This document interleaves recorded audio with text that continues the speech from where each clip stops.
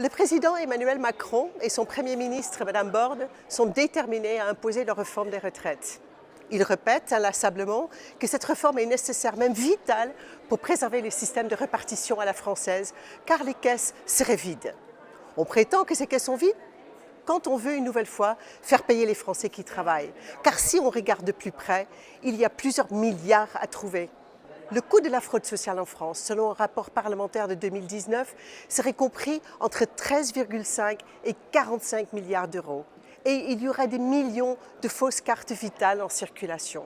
Le coût de l'AME, l'aide médicale d'État, aux étrangers, dépasse 1 milliard d'euros.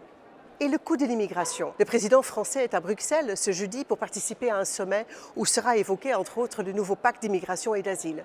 Ce pacte funeste qui prévoit de légaliser des voies d'immigration aujourd'hui clandestines et de faciliter la venue en France et en Europe des dizaines de millions de migrants.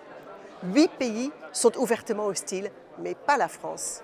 Pourtant, quel est le coût de cette immigration pour notre société ?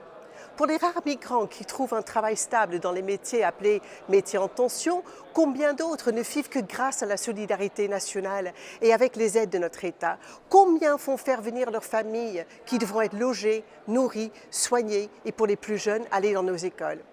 Selon une étude de l'Université d'Amsterdam concernant le coût et les bénéfices de l'immigration, entre 1995 et 2019, rien qu'aux Pays-Bas, le coût pour la société néerlandaise est estimé à 400 milliards d'euros.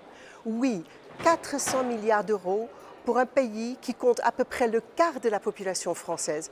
Imaginez le coût pour la France. Avant que ce gouvernement demande encore des efforts aux Français qui travaillent, nous proposons d'abord d'en finir avec les fraudes aux aides sociales et d'arrêter l'immigration hors contrôle qui coûte une fortune aux caisses de l'État. À Paris et à Bruxelles, aux côtés de Marine et de Jordan, les élus du Rassemblement national restent pleinement mobilisés pour défendre les intérêts des Français et de s'opposer à cette réforme de retraite de Macron qui non seulement est injuste, mais de plus n'est vraiment pas nécessaire.